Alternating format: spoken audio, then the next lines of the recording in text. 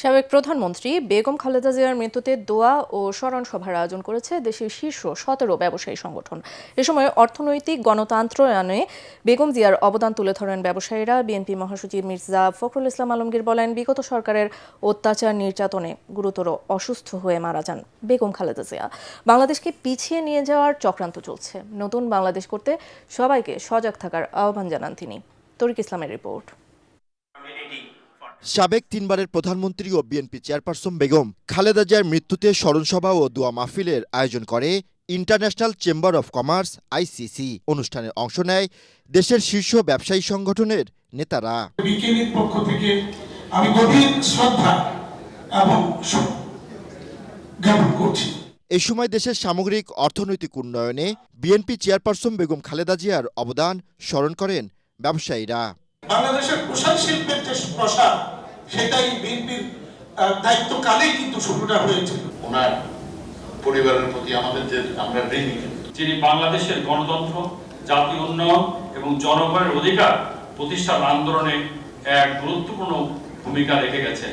দেশের অর্থনৈতিক উন্নয়ন ও দেশের অর্থনীতিকে গণতান্ত্রিক করতে বেগম খালেদা জিয়া কাজ করেছেন বলে জানান বিএনপির সিনিয়র নেতারা। দেশনেত্রী বেগম খালেদা জিয়া ছিলেন ব্যবসা বান্ধব।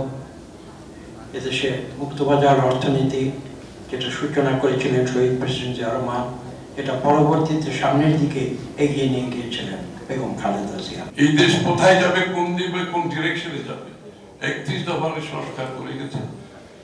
তখন উনি আসলে ভিশন 2030 করে গেছেন। ভিশন 2030 পরে আমরা পরবর্তীতে তারেক রহমান সাহেব সহ মিলে ওনার নেতৃত্ব, তারেক রহমান সাহেবের নেতৃত্বে 31 দফায়। আর বিএনপি মহাসচিব মির্জা ফখরুল ইসলাম আলমগীর বলেন, বাংলাদেশকে পিছিয়ে নিয়ে যাওয়ার চক্রান্ত চলছে। বেগম জিয়ার রেখে যাওয়া কাজ সমাপ্ত করতে হবে বলেও জানান তিনি।